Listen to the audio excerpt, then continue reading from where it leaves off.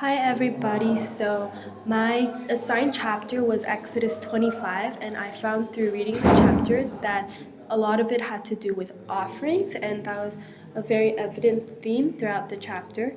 So to generally sum up the whole chapter, it's basically God telling Moses instructions to deliver to the Israelites on how to build the tabernacle, and he mentioned several main aspects that he really wants in this tabernacle, and these include an ark and a table and a lampstand. And there's other things that he asks Moses to include in the tabernacle, but these are the three main things that chapter 25 talks about.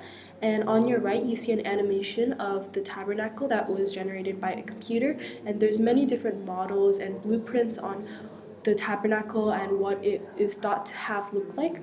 This is because the tabernacle is the instructions for the tabernacle were very precise.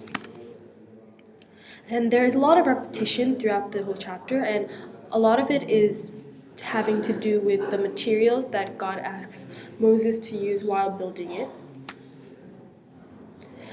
While reading the chapter, I had many questions. The first question I had was what happened to the tabernacle, and I found out that the Bible doesn't really specifically state it, but the most likely possibility is that it simply wore out after a few years of use, and it also suggests that the Levites may have in some way respectfully retired the tabernacle. I also wondered how many chapters are dedicated to the tabernacle outside of Exodus 25, and I found out there are 15 consecutive chapters in the Bible that are dedicated to it, and it shows that the tabernacle is a very large and big deal in the Bible because no other single thing is given so many consecutive chapters. I found Matthew Henry's commentary, which you could find online, very helpful while reading this, and the first comment that I found that really stuck out to me was talking about how the Exodus 25 didn't go into detail of the specifics of how Moses talked to God and when he communicated him and the environment in which he communicated him. And he goes on to say that this is because the Bible exists not to fill our head with speculations, but to actually just direct us and provide us with the information that we need. And it also goes on to infer that the tabernacle had no windows to let in the light of the day, and that was because all its light would be provided by a candle that God commanded Moses to build.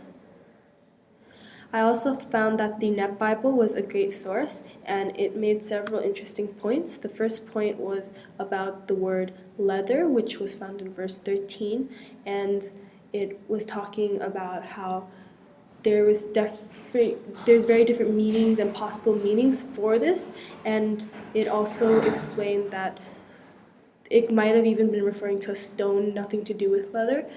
It shows that a lot of words are lost in translation in the Bible, and there was another one that actually elaborated on how we could infer that there was no light other than the lamp God commanded to make in the tabernacle.